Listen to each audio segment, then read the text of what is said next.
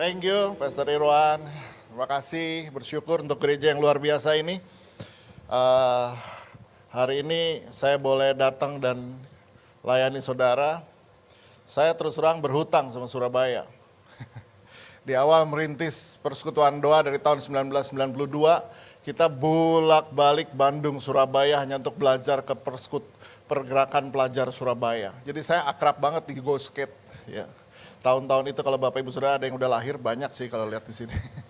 Jadi karena kita nggak punya uang, kita pakai kereta api Bandung Surabaya kelas 3. Jadi kenyang, kita duduk di gang sama di bordes depan toilet. Ya.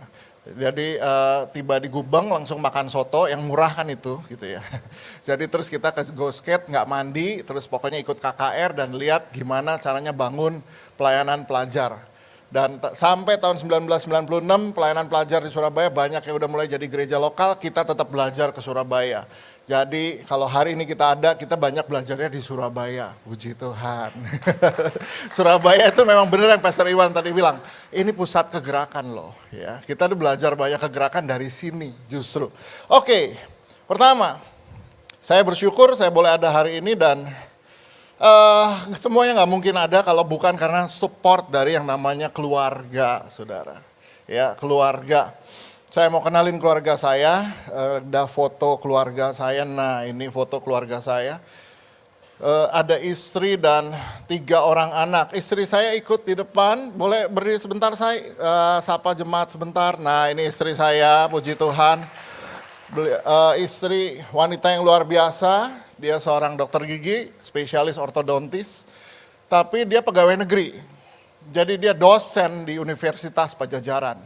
Tiap hari ngajar jam 9 sampai jam 3. Jam 4 mulai praktek sampai jam 7. Nah, jadi saya belajar dari istri saya, perempuan itu kapasitasnya lebih besar daripada laki-laki. Suka apa tidak, akui aja gitu loh.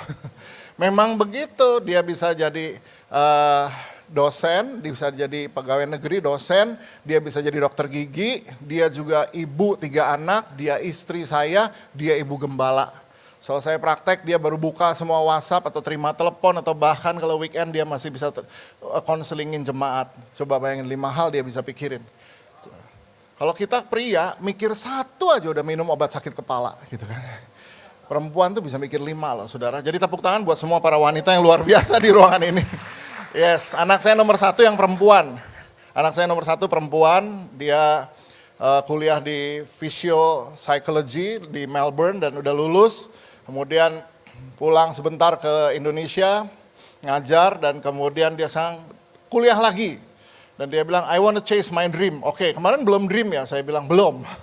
What's your dream? Dia bilang saya mau kuliah cinema study. Oke, jadi soal film, di mana? Saya pikir dia mau ke Amerika, enggak. Dia bilang saya mau ke Korea. Saya bilang kenapa Korea? Dia dipikir tuh ibu-ibu nontonnya apa? Gitu. Oh iya, emang drama Korea semua yang ditonton. Jadi anak perempuan saya udah tahun kedua sekarang ada di Korea. Ya dia harus sekolah bahasa dulu, ambil sastra dulu baru bisa masuk di sinema. Yang nomor 2 itu yang laki-laki. Yang laki-laki dia kuliah di Jerman, Aerospace Engineering. Jadi dari lihat jurusannya dia udah pasti nggak pulang. Pasti nggak pulang. Aerospace Engineering dan dia sekarang udah kerja dan baru Juli kemarin dia menikah akhirnya dengan wanita pilihannya. So, jadi saya udah punya menantu.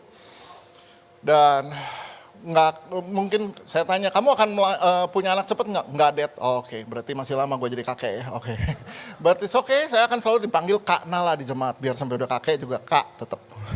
Dan yang kecil itu adalah anak penghiburan di masa kecil, di usia tua kita. Masih 1 SMP ya, masih sangat mama dan daddy gitu loh. Ya puji Tuhan umur 12. So this is my family. Saya bersyukur bahwa dari gereja yang dibangun dengan 13 orang anak muda, pelajar dan mahasiswa boleh menjadi gereja seperti hari ini. Nggak lepas dari peranan banyak bapak-bapak rohani yang bimbing kita dan membimbing hidup pribadi dulu dan baru bisa kita membangun gereja Tuhan. Itu yang saya alami. So dari gereja yang 13 orang bisa berkembang seperti hari ini. Ada di Bandung, ada di Jakarta, Sydney, Bali, dan juga yang terbaru Malang. Itu berdiri waktu lagi pandemik. So jadi dari 13 orang di ruang tamu. Jadi saya kalau lihat gereja dan ada gembala bilang, wah gimana ya bisa berkembang? Saya bilang bisa, semua bisa, pasti bisa. Karena memang Tuhan Yesus yang membangun gerejanya. Ada amin Bapak Ibu Saudara? Saya mau kasih lihat sebentar satu video klip singkat mengenai our church. So this is El Shaddai Creative Community. Ya, mari kita lihat videonya sebentar.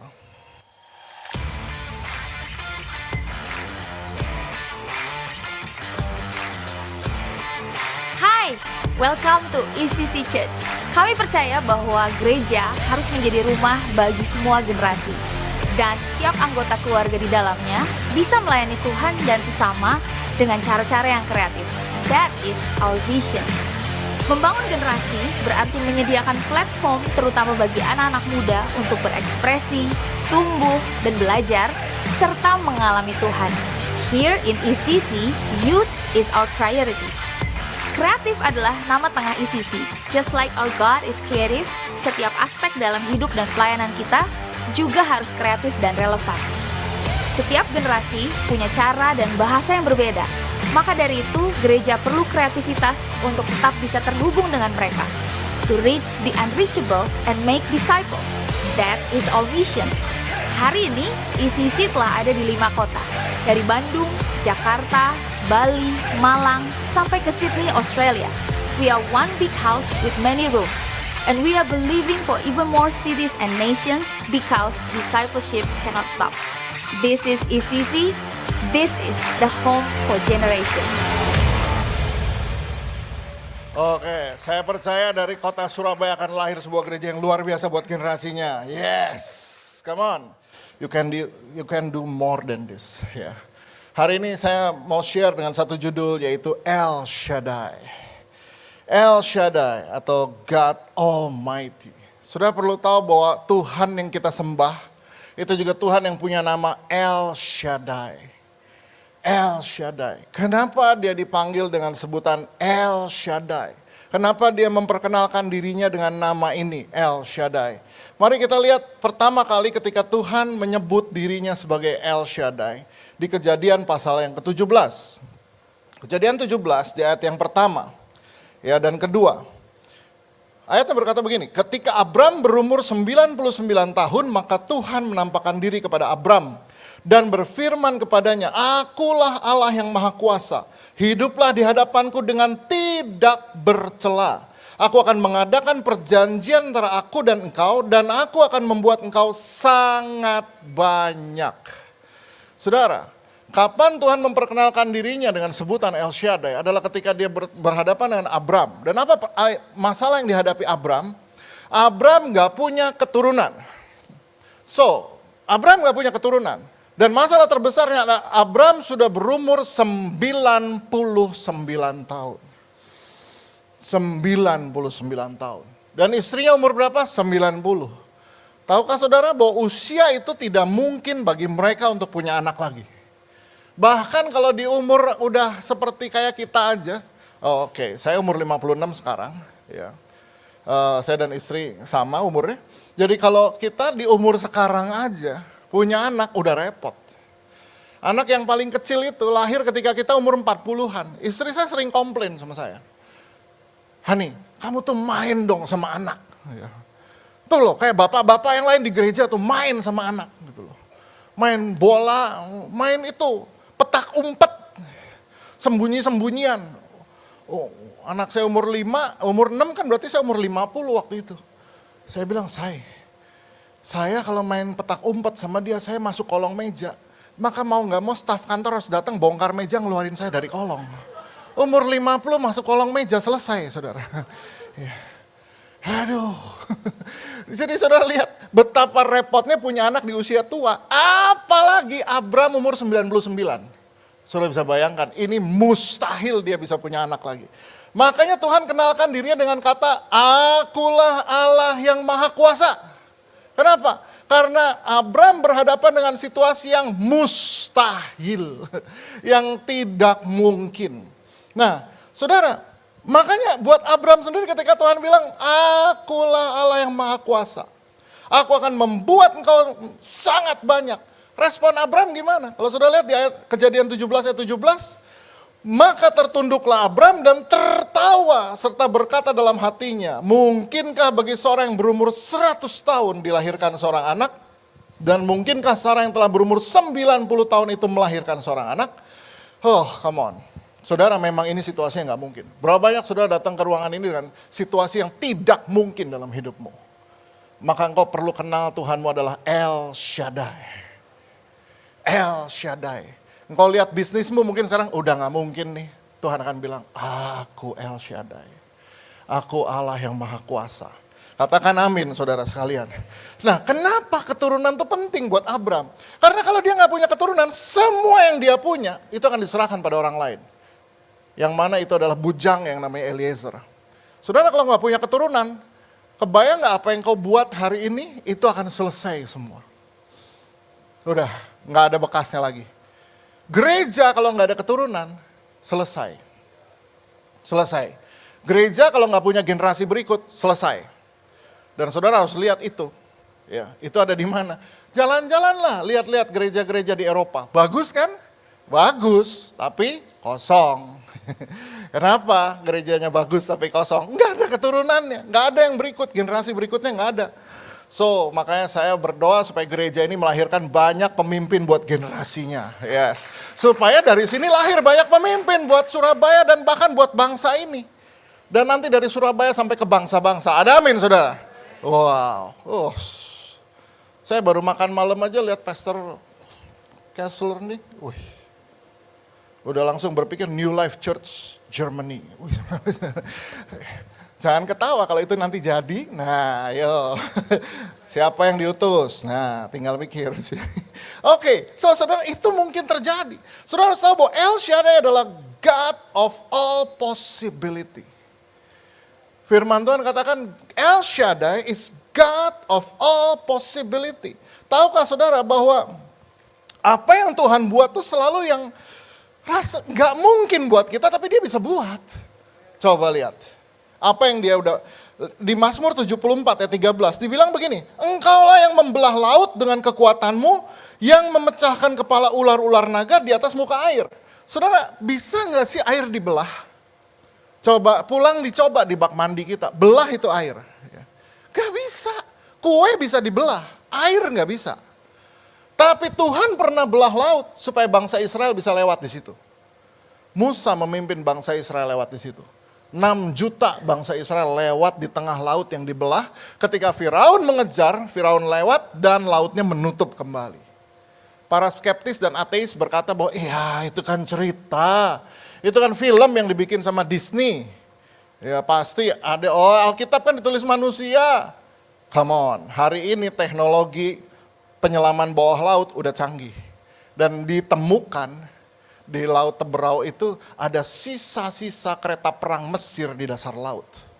Dan senjata Mesir dari tahun yang sama dengan tahun di mana peristiwa Musa membawa bangsa Israel lewat. Dan juga tulang belulang dari tentara Mesir di dasar laut. Membuktikan ini kejadian betul adanya. Saudara, kalau Tuhan yang bisa membelah laut, dia juga bisa membuat apa yang gak mungkin dalam hidupmu menjadi mungkin. Apalagi, coba lihat, dibilang begini, di Yesaya 68 ayat 1. Beginilah firman Tuhan, langit adalah tahtaku dan bumi adalah tumpuan kakiku. Rumah apakah yang akan kamu dirikan bagiku dan tempat apakah yang akan menjadi perhentianku. Saudara, bumi yang kita tinggalin ini cuma menjadi tumpuan kakinya Tuhan. Injekannya Tuhan. Jadi saudara kalau lagi sesek ya, ngadepin semuanya nih kayaknya, sampai keluar aja sebentar dari rumah, lihat ke langit. Yang saudara lihat itu cuma tumpuan kaki Tuhan sebetulnya. Sebegitu besarnya Tuhan kita yang bisa kita harapkan berbuat sesuatu. Saudara, nggak ada yang mustahil dalam hidupmu kalau dia mau turun tangan. Kalau dia mau kerjakan sesuatu, nggak ada yang mustahil saudara. So, jadi saya juga belajar. Saya mau cerita mengenai satu orang pemimpin kita yang anaknya suatu hari anaknya kecelakaan. Ya, anaknya namanya Leo Renanto. Jadi pemimpin kita ini kita panggil namanya Bunda Mediana. Bunda Mediana ini. Dia zone leader dari area 1, which is itu areanya, area yang saya pimpin. Area 1 itu isinya jemaat senior. Kan nggak boleh bilang tua, tapi kita bilangnya senior. Jadi itu 55 ke atas.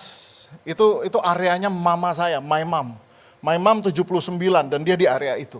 Area senior di kita adalah the fastest growing home cell di seluruh gereja kita. Kenapa? Karena kalau di tempat lain yang senior tuh udah tinggal dihibur ya, dibikinnya masa tua sungguh indah gitu kan, tinggal kumpul makan-makan, poco-poco, kolintang atau angklung ya, kadang-kadang jalan-jalan ke taman safari gitu kan untuk lihat ciptaan Tuhan sebelum ketemu pencipta gitu kan ya. Kalau di kita enggak, kita selalu bilang Bapak, Ibu, Om, Tante, Opa, Oma. Hidup nih udah sebentar lagi, umur 50 tuh udah turun, itu udah gamenya tuh udah setengah kalau sepak bola ya. Jadi sekarang kita kejar tayang, mumpung tuh cucu, anak, kemana yang belum selamat, bapak, ibu, opa, oma, om, tante, sekarang waktunya kamu injilin mereka. Efektifnya luar biasa, karena mereka udah pensiun, punya waktu tiap hari, kunjungan tiap hari, doain orang-orang, berkembangnya kencang. Ini Ibu Mediana ini, di bawah dia tuh ada 5 sel grup, sudah bisa bayangin. Ibu single mom, dia nanganin 5 sel grup. Suatu hari, anaknya kecelakaan, ini anak nomor 2. Kecelakaan di mana? Di kota namanya Kediri. Saya umur 56 tahun, pertama kalinya ke Kediri. Jadi waktu itu denger ini, dia anaknya kecelakaan, udah koma di rumah sakit di Kediri, dan kondisinya adalah tulang tengkorak kepala ini remuk, jadi dilepas dan tidak bisa dipasang lagi. Jadi kalau ini kepala dipegang nih, atasnya nggak ada tulangnya, ini kan kalau kita pegang keras kan. Nah dia nih udah nggak ada nih anak, jadi cuman kulit sama otak, dan udah koma 1 minggu. Jadi saya bilang sama istri saya, waktu itu istri saya lagi ada kongres dokter gigi di Makassar, saya lagi di Jakarta. Saya bilang, kayaknya kita mesti nengok dia. Mesti nengok nih. Alasan nengok kenapa? 1, support ibunya. Supaya dia nggak rasa, kok gua leader, ini lagi ngalamin gini, cuman sendirian jauh, kita cuman telepon atau WA, gimana kabar? Nggak, tapi kita mesti ke Kediri. 2, takut telat. Terus terang imannya kurang, takut telat. Ya maksudnya ini udah koma, nanti keburu selesai, saya bilang. Koma nanti titik, ini koma. Jadi akhirnya istri saya dari Makassar terbang ke Surabaya, saya dari Jakarta ke Surabaya, dijemput sama leadernya Malang, terus kita nginep di Malang semalam, besoknya Senin kita di Kediri. Seumur hidup pertama kali saya ke Kediri. Datang ke rumah sakit, ini ruang ICU-nya, masuk ruang ICU, berdoa, dan ini bukan rumah sakit Kristen. Bukan juga rumah sakit umum. Nah, jadi sudah bisa bayangin kita doa di situ. Sekali lagi ya, waktu doa kita cuma doain, yang paling banyak didoain tuh ibu. Dan juga istri sama bayinya yang umur 6 bulan. Itu yang kita doain. Banyak. Ini untuk doain ini ya kita percaya bahwa Tuhan, hidupnya di tangan Tuhan. Maksudnya ini udah doanya doa nggak berani berharap gitu loh, yang gitu. Sudah bisa bayangkan itu. Nah itu hari Senin. Tiba-tiba selesai kita pulang ke Bandung. Hari Kamis Ibu Mediananya kirim message pada saya. Dia kirim WA sama saya. Dia bilang, pagi Pak Nala, satu mujizat Tuhan pagi ini, Renan sudah sadar. Tapi masih seperti bingung, mungkin 1-2% lagi kesadaran sepenuhnya. Alat semua sudah dilepas, termasuk alat ventilator. Sudah nafas dengan paru-paru sendiri. Terima kasih Tuhan dan juga Manala, semua saudaraku di ICC dan doa-doanya. Tadinya itu leher udah dibolongin, dimasukin selang, dan karena ICU-nya nggak steril, ya paru-parunya infeksi. Senin didoain, Kamis dilepas semua alat, dia udah sadar. Sudah bayangkan itu yang Tuhan Yesus kita bisa buat kalau dia mau buat. Aduh, Minggu pagi sebelum khotbah ada lagi message berikut. Puji Tuhan, Renan sudah semakin baik, tangan kaki sudah bisa aktif, ikuti arahan, jari-jarinya udah bisa digerakin. Kemarin dokter bilang dan perawat bilang ini mujizat, bisa secepat ini mengingat waktu datang kesadarannya 1. Dan dokternya bilang, ya kita berusaha ya. Cuma bisa berdoa, tapi resiko kematiannya besar. Jadi dokter aja udah mikir mati nih orang. Gitu loh. Tapi kalau Tuhan bilang, enggak, belum mati kamu, hidup sekarang. Dan berita tadi pagi udah bisa jalan dan gendong anak. Sudah bisa bayangin nggak itu yang kayak gini? Ini kalau dipegang nggak ada tengkorak ini sekarang. Ayo. Jadi ini loh saudara, saya di sini saya belajar, iya ya, yang namanya El Shaddai itu, ya El Shaddai, God Almighty. Tuhan di atas segala ketidakmungkinan. Dia bisa buat yang nggak mungkin jadi mungkin. Amin saudara. Nah, mari saudara lihat, dalam apa sih yang Tuhan mau buat di dalam kesegala mahakuasaan dia. Dia mau buat yang namanya covenant, sebuah perjanjian. Ada sebuah perjanjian yang Tuhan buat sama kita. Dalam Kejadian 17, ya, the covenant ini dalam Kejadian 17 dari New International Version, dia bilang begini, when Abram was 99 years old, the Lord appeared to him and said, I am God Almighty. Walk before me faithfully and be blameless. Aku Allah yang Maha Kuasa. Banyak orang Kristen pengen mengalami Tuhan yang Maha Kuasa. Masalahnya, dia hidup gak dalam perjanjian dengan Tuhan. Covenantnya apa? Tuhan bilang, walk before me faithfully and be blameless. Tuhan bilang, ikut aku dengan setia. Dan jangan macem-macem, itu aja. Banyak orang bilang, saya pengen ngalami Tuhan yang El Shaddai. Berapa banyak di sini saudara ingin mengalami Tuhan yang Maha Kuasa dalam hidupmu? Engkau 1, 2, 3, 47 dari sini. Saudara mau mengalami El Shaddai itu, Tuhan yang Maha Kuasa itu? Ada amin kira-kira? Tuhan cuma bilang begini, walk before me faithfully and be blameless. Apa artinya? Ya ikut Tuhan. Ikut Tuhan. Ikut Tuhan dengan setia. Apa artinya ikut Tuhan dengan setia? Total. Jangan suka pisah-pisahin ikut Tuhan. Oh yang ini saya ikutin. Yang ini saya percaya. Yang ini sih saya ragu-ragu. Ikut Tuhan faithfully. Bilang kiri kanan faithfully. Ya setia. Kita tuh seneng banget. Baca Mazmur 23 kalau lagi susah sambil nangis. Dinyanyiin lagi Mazmur 23, Tuhan adalah gembalaku. Wah, takkan kekurangan aku. Percaya dan wah sampai berlinang air mata Mazmur 23. Amin, amin, amin, amin. Dia yang membaringkan di pada amin. Wah seneng banget soal itu. Lagi kemarin, lagi pandemi COVID, Mazmur 91 dibacain. Wah dijauhkan dari penyakit sampar dan terus diimani tiap hari.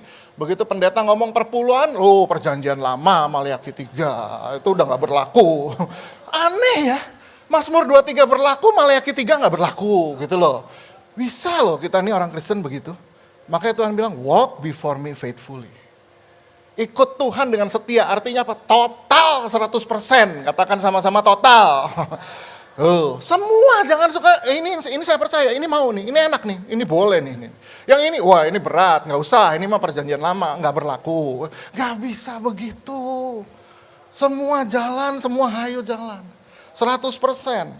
Nah, apa yang Tuhan janjikan? Kalau kamu walk before me faithfully and be blameless. Di ayat 2-nya dia bilang begini. Then I will make my covenant between me and you. And will greatly increase your number. Saya akan bikin perjanjian sama kamu, kata Tuhan pada Abram. Apa yang Tuhan akan buat sama Abram? Saya buat kamu greatly increase your number. Jadi ada pertambahan yang luar biasa. Abram gak hanya punya satu anak Ishak ternyata kan. Dia berikutnya punya keturunan seperti bintang di langit, seperti pasir di laut. Dan saudara pikir cuma dikasih anak? Ya tentu aja enggak. Karena untuk besarin anak dia perlu yang lain-lainnya, betul? Ya, kalau saudara punya anak, Tuhan pasti berkati saudara dengan susu dan segala sesuatunya termasuk uang sekolahnya. Amin, itu semua pasti terjadi. That's greatly increase. Dan saya bersyukur kita punya Tuhan yang namanya El Shaddai. Jadi persekutuan doa kita dulu dinamakan namanya persekutuan doa El Shaddai. Tahun 1992 kita mulai persekutuan doa di ruang tamu, dinamakan persekutuan doa El Shaddai. Dimulai dengan 13 orang. Dan pendirinya masih ada sampai hari ini, 5 orang ini masih ada. Logonya logo ini, El Shaddai. Ketika logo ini dikeluarin lagi di generasi sekarang mereka bilang, Kak, kok garisnya menceng-menceng, anak desain tuh nanya gitu. Saya bilang, woi ini logo dibikin ketika saya masih kuliah. Saya kuliah di Fakultas Seni Rupa dan Desain. Saya kuliah di ITB jurusan Seni Rupa dan Desain.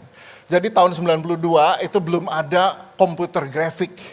Komputernya tuh masih layarnya hitam sama hijau gitu loh. Ya udah digambar pakai tangan semuanya. El Shaddai, garisnya miring-miring, maklumin aja, itu aslinya. Ada lagi yang anak muda kan kritis ya, itu salah loh nulis Almighty-nya itu loh, salah. Ya iya, karena di tahun 92 nggak ada Google. Kita taunya itu Almighty, ya udah itu jadinya Almighty itu. 92 belum bisa nanya Google Almighty-nya gimana, salah. Nggak dibenerin, nggak, biar otentik. Asli, udah ini. Asli udah ini. Tahun 1992, ini dari 5 orang ini. 13, 5 ini masih ada sampai hari ini.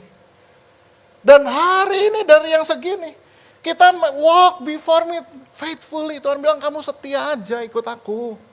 Udah jangan macam-macam. Kalaupun salah bertobat. Balik lagi ke jalan Tuhan. Ayo jalan semua. Dan dari yang 5 ini. Hari ini orang-orang ini udah kayak apa. Puji Tuhan hari ini kalau sudah lihat wajah mereka. Udah gak kayak gini lagi. Aduh Tuhan udah memberkati mereka jadi orang-orang yang luar biasa.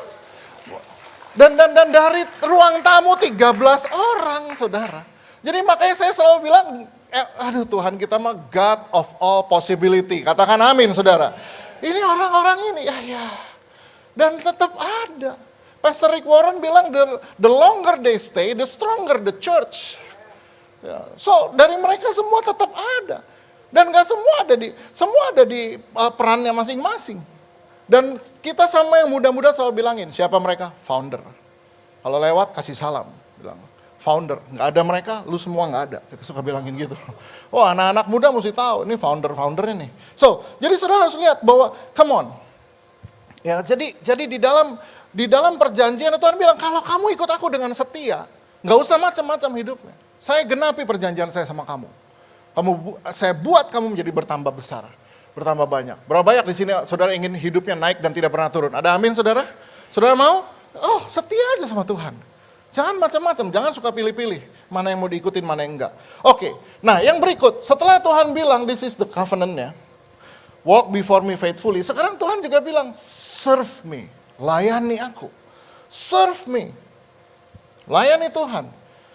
Di Kejadian 17 dari New Living Translation. New Living Translation dia bilang begini. When Abram was 99 years old, the Lord appeared to him and said, I am El Shaddai, God Almighty. Serve me faithfully and live a blameless life. Serve me faithfully. Saudara, nggak cuman ikut, layani Tuhan. Gimana layani Tuhan? Aduh, terlalu banyak lah hal kita bisa lihat buat Tuhan. Jemput orang ke gereja aja itu melayani Tuhan. Ada amin gak saudara?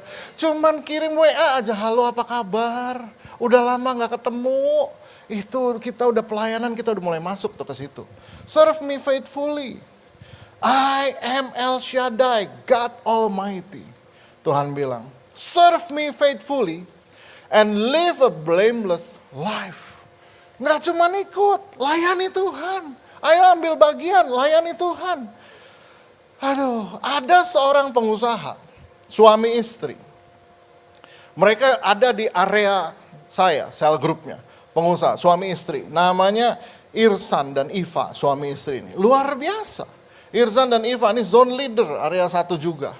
Di bawah mereka tuh businessman. Mereka pengusaha, mereka kerja. Tapi mereka selalu punya waktu untuk tengok jiwa-jiwa, untuk doain orang, untuk nyapa orang, apalagi Pak Irsannya ini sangat gembala gitu loh. Tahu berapa sel grup mereka bangun? 15 sel grup di bawah mereka. 15 sel grup. Mungkin saya berkata, iya mungkin usahanya nganggur kalian. Enggak, dia punya 9 hotel. Dia punya 9 hotel dan dia masih jadi komisaris di 10 perusahaan paling enggak. Karena saudara bisa klik di Google, Irsan Budianto itu bisa dicek aja di Google, langsung keluar kok. Langsung keluar kok datanya, dia memang aktif, dia memang orang sibuk. Jadi kadang-kadang kita di tengah meeting, dia terima telepon, dia cuman, oh ya, oke, dia ngeluarin KBCA-nya. Apain? Ya ini ntar dulu nih, mesti transfer dulu nih. Habis itu, ya jadi nanti Natal ya, gini-gini masih bisa begitu. Terus yang Tuhan buat orang-orang kayak gini? Saya harus lihat El Shaddai yang satu ini luar biasa memang. Suatu hari kita lagi di Bali, di bulan Agustus kemarin kita lagi di Bali, karena ada satu leaders kita di Bali dipanggil Tuhan. So kita mendadak rush semua ke Bali termasuk beliau, karena beliau juga bantu kita waktu start gereja di Bali, karena dia punya hotel juga di Bali, di Benoa. Ya, di Benoa ada satu hotel dia, jadi dia bantu kita waktu kita start gereja di Bali juga. Nah, Agustus kemarin satu leader di Bali dipanggil Tuhan. Jadi lagi di Bali, habis pemakaman, kita makan. Kalau udah di Bali kan udah makan babi guling. Selesai makan babi guling, dia bilang, aduh aku nih nggak boleh banyak-banyak nih. GERD-nya takut kambuh, kata dia. Oke, punya GERD. Ya, terus udah selesai makan ya, agak nggak enak ini. Kebanyakan kali itu babi. Saya bilang enggak. Dia bilang, aku makan sedikit nih, naik asam lambung naik nih. Wah, udah oke. Istri saya ada perlu sebentar ke mall beli sesuatu, kita jalan, nah dia nyetir mobil, di mall dia udah pegangan terus. Aduh, GERD ini bikin sesak napas katanya. Jalan 5 meter pegangan lama-lama saya bilang, parah nih GERD nih. Wah, akhirnya saya bilang, kita bawa dia ke UGD nih. Udah, sini saya nyetir. Kita naikin ke mobil nyetir, udah nggak bisa duduk gini karena aduh sesak nih. Jadi ngadep ke belakang berlutut kayak orang berdoa gitu loh. Ini kok makin nggak bisa napas ya. Jadi nyampe UGD langsung ditanya dokter kenapa dia? GERD-nya kambuh. Langsung di infus obat mah, kasih suntik. Saya bilang dok suntik lebih banyak dok. Ini kalau masih berasa juga loh. Dia bilang masih rada sesak. Apa gua infus kopi aja ya, gue beli di Starbucks, gue infusin ke situ ya. Wah dia bilang ngawur. Ini makin gak bisa napas, makin ini. Istri saya kan biar dokter gigi feelingnya ada secara dokter. Gue curiga nih, coba di EKG kata dia. Di EKG. Begitu di EKG jelas salah semua. Dia bilang, dokter bilang gak boleh pulang, harus dirawat. Dia bilang enggak aku mau pulang aja. Besok pagi pulang langsung ke rumah sakit jantung di Jakarta. Rumah sakit jantung Jakarta langsung di MRI dan segala keluarlah hasilnya. Ternyata jantung dia sudah blocking 100% dan 90%. Jadi mestinya orang ini udah mati. Dokter bilang kok kamu masih hidup? Jadi dia juga bingung, loh dok saya hidup kok ditanya kok masih hidup maunya gimana? Nah, karena udah 100% dan 90%. Pertanyaannya kenapa masih hidup? Jadi dokter lihat di situ itu banyak serabut kecil pembuluh darah, ngalirin darah ke jantung, karena ini udah ketutup 90% dan 100%. Cuma masalah dokter bilang gini, ini pembuluh darah kecil cuma ada di atlet. Kalau kayak saya mantan atlet balap sepeda. Sampai sekarang saya masih goes. Kemungkinan besar nih banyak nih pembuluh darah kecil di sini. Saya masih bisa 100% jantung saya. Kalau goes saya masih bisa sampai 164. Karena kan 220 kurang umur. Saya masih bisa di 164, 165 tuh masih bisa saya hari ini. Jadi kemungkinan besar tuh pembuluh darah itu muncul. Tapi itu cuma atlet kata dokter. Kenapa kamu bisa punya pembuluh darah kecil? Enggak tahu. Olahraga apa kamu? Enggak. Olahraganya cuma satu, TikTok. Lah ya gimana bisa jadi, kenapa ada pembuluh darah kecil? Udah deh, kalau mau ditanya begitu, itu cuman Tuhan Yesus yang bisa bikin begitu. Kenapa dia masih hidup? Jadi akhirnya dia langsung di ring, di stand, ada satu yang panjang banget. Dan itu kalau dilihat di panah merah yang berikutnya, afternya itu tuh langsung kebuka lagi yang 100% dan 90%. Itu ada satu stand itu sampai 3 cm loh, dimasukin ke dalam pembuluh darah. Jadi sekarang si Pak Irsan nih, dia bilang aku nih hidup kesempatan kedua. Jadi mau gimana? Ya dia udah makin pelayanan lagi gitu loh. Makin melayani, aduh istrinya kalau udah, istrinya khotbah iya dia yang ini satu penggembalaan sambil ngurus bisnisnya. Dan gak usah nanya berapa mereka beri buat Tuhan. Udah deh. Sekarang kadang-kadang kan kita ditanya gini, kalau ayo pelayanan, emang kalau saya melayani Tuhan ngasih apa? Udah gak usah banyak tanya. Tuhan kita Tuhan yang tidak pernah berhutang sama siapapun. Dan dia utang sama siapapun. Udah gak usah nanya dapat apa. Dia tahu apa yang dia mesti berikan dalam hidup kita. Oh, come on. Nah, saudara lihat. Makanya dibilang begini, di New Living Translation itu, Di ayat 2-nya dibilang begini, I will make a covenant with you, by which I will guarantee to give you countless descendants. Sekali lagi, a countless descendant itu janji Tuhan. Saudara, why countless descendant ini penting? Sebab sebagus apapun kita bangun ini, begitu nggak ada generasi berikut, selesai ini semua. Saudara, apa artinya ruangan ini? Gereja-gereja indah di Eropa aja Tuhan tidak sayangkan untuk jadi kosong. Apalagi di sini. Kebayang nggak? Jadi suatu hari saya lagi di mimbar, tiba-tiba Roh Kudus bilang, kamu tahu, aset terbesar gereja itu bukan benda-benda ini semua. Bukan. Aset terbesar gereja itu adalah keturunan berikut. Aset terbesarnya adalah itu. So makanya tadi saya pagi aja udah bicara sama Pak Irwan, Pastor Irwan kasih lihat semua ruang buat children dan lain-lain. Saya bilang, oke, good, kembangin lebih lagi. Kalau perlu satu mall ini dikuasai semua cuman buat generasi berikut gitu loh. Oh, no problem. Sudah tahu bahwa ketika kita mulai dengan anak-anak, dengan children, dulu gereja kita nggak sebesar hari ini. Tapi Tuhan kasih hikmat. 15 tahun yang lalu Tuhan kasih hikmat. Serius kamu ngurusin children. Dan ini keadaan kita hari ini. Data children itu ada 1236. Jemaat aktifnya ada 727 aktif. Nah, kan itu kurang 500 tuh. Jadi tulang punggungnya children ministry itu sebenarnya ada di volunteer yang bisa visitation. Dari Senin sampai Sabtu. Jadi yang 500 tuh dikunjungin. Bu, kenapa anak gak datang lagi sekolah minggu? Dia bilang takut. Takut anak saya benjol, nanti kemarin keinjak sama yang gede-gede katanya. Kenapa? Karena ruangannya udah gak cukup. Kita punya playground gede banget, tapi ini udah gak cukup. Jadi anak kecil ketabrak sama yang gede. Aduh, jadi akhirnya memang kita lagi mau bangun lagi fasilitas untuk preteens hari ini. Kita lagi mau bangun untuk preteens, but saya harus lihat bahwa betapa ini penting. Jadi kita tuh kalau gereja kita berani keluarin duit buat SDM untuk latih para pemimpin buat generasi, plus bangun fasilitas buat mereka. Sebelum pandemi, beberapa bulan kira-kira 6 bulan sebelum pandemi. Tiba-tiba para pemimpin di gereja kita panik. Kenapa? Anak-anak gak mau sekolah minggu. Anakmu kenapa gak mau sekolah minggu?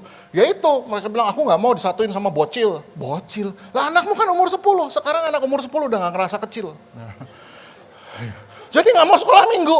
Jadi terus kita bilang gimana dong yang di 10 diapain nih? Bikinin teens katanya. Oh, jadi kita mulai bikin teens. Dikumpulin sendiri teens, ada 15 anak teens, umur 10 sampai umur 15, kumpulin ada 15. Ibadah firman cuma 20, sisanya praise and worship dan mereka harus mingle dan ada snack. Snack. Pizza, soft drink, segala. Wah lucu lah itu 10, 15 anak. Wah mereka seneng banget, nggak lama 6 bulan jalan pandemi. Selesai pandemi kita bahkan bangun fasilitas baru buat teens. Dan mereka jumlahnya makin bertambah. Berikutnya yang datang sama saya finance. Kak, ini mau sampai kapan dikasih snack? Kenapa? Ya dulu beli buat 15 lucu kak. Sekarang satu ibadah teens itu 100 anak. Ada 2 ibadah. Itu jadi tukang pizza kalau nganter pizza. Dan itu finance bayar pizza.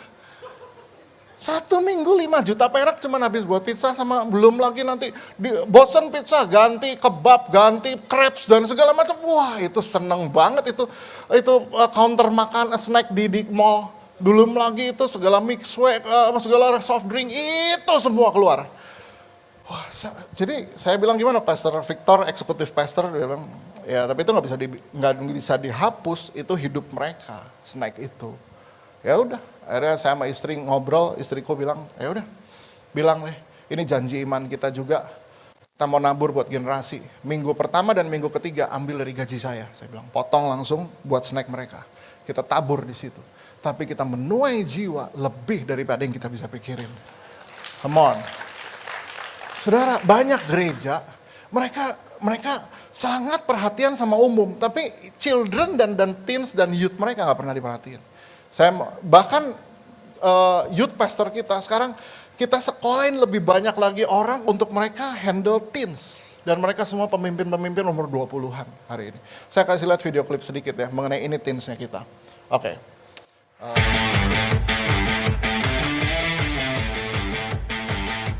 Selamat datang di Bridge Teens.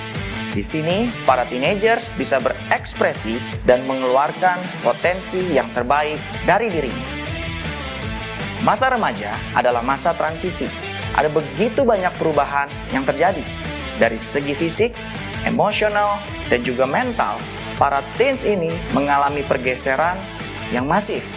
Dan mereka membutuhkan komunitas yang sehat dan relevan yang menemani mereka dalam melalui masa transisi tersebut.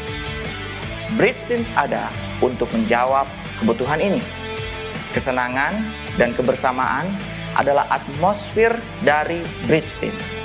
Tetapi kebenaran firman Tuhan tetap menjadi dasar dari segala sesuatu di sana. Karena di masa yang terus berubah, hanya kebenaran Tuhan yang tidak pernah berubah, yang harus menjadi pegangan hidup mereka ke depan. Di Bridge Teens, para remaja ini bukan hanya menjadi penikmat gereja, tapi justru merekalah yang menjadi gereja itu sendiri. Mereka diberdayakan sedemikian rupa lewat berbagai ministry, menemukan talentanya dan menggunakannya untuk kemuliaan Kristus. Baik itu lewat permainan ataupun makanan, lewat atraksi, juga koneksi. Bridge Teens berusaha untuk menjangkau sebanyak mungkin anak remaja agar mereka tidak perlu sendiri melewati masa transisi.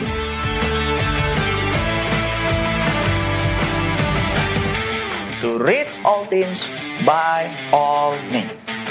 This is Bridge Teens. Come on. Ini gereja yang gembalanya luar biasa. Ini pasti kalian bisa buat luar biasa banget di Surabaya. Wow. So, jadi saya harus lihat bahwa iya ya, benar. Emang Tuhan janjiin countless descendant. Tuhan janjikan itu. Buat saya pribadi, saya punya 3 anak. Ya, 3 anak. 3 anak saya ini mereka cinta Tuhan semua. Ini 3 anak saya ini cinta Tuhan semua.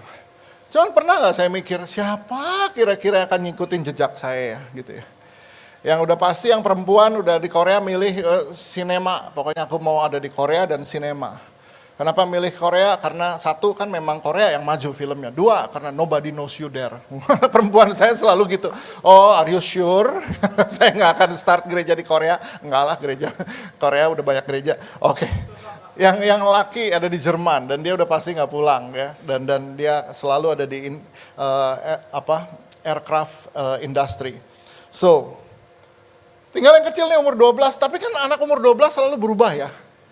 Ya nanti kalau aku mau jadi YouTuber, kenapa? Banyak duitnya kata dia. Oke. Nanti lagi kalau senang bola aku mau jadi pemain bola. Kenapa? Oh, mobilnya banyak, pemain bola. Oke. Nanti berubah terus, nanti lagi senang main Call of Duty gitu kan, dia bilang aku mau jadi tentara. Alah, kamu kena kecoa aja jerit-jerit lari gimana sih tentara. Pokoknya kita ketawa-ketawa selalu gitu. Aku mau berubah. Tapi one day waktu saya lagi ke Gresik itu, Kediri itu anak saya tiba-tiba WA saya. Dia kirim WA begini. Dia bilang, Daddy, di teens ibadah 2 tadi, kalau Gidi, anak saya Gideon dipanggilnya Gidi, kalau nggak salah itu ada 103 orang termasuk yang pelayanan. Mungkin ini kayaknya message biasa, tapi saya tersentak. Saya bilang sama istri saya, ini anak ada perhatian ya, yang datang 100. Dia hitung orang gitu, 103 loh gitu loh. Jadi dia ikut happy.